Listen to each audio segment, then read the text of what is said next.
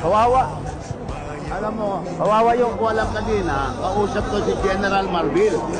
And sabi niya sa akin, bilang counsel ni President Duterte, isasama ko doon sa Coster kung dadalhin siya sa krame. Ngayon, hindi mo kami sinama. Pinawalan kami sumama. And that is his constitutional right to a legal counsel and even an immediate medical assistance. Kaya ang laki paglabag nila.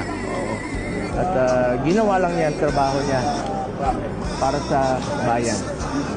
Marami na po kaming naririnig ng mga nakaraang araw. Sabay po ba kami dumating? Hindi po. Hindi nga ako pinapasok dito eh. Actually, pinagbawalan kami, doktor, kasama ko yung ambulansya, dahil importante nga sa akin yung kalusugan niya. Unahin muna natin ang kalusugan before anything else.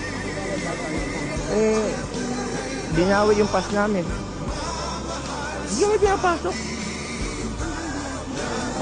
Hindi kami pinapasok. Hindi kami yan. Doktor niya yan. Dala namin.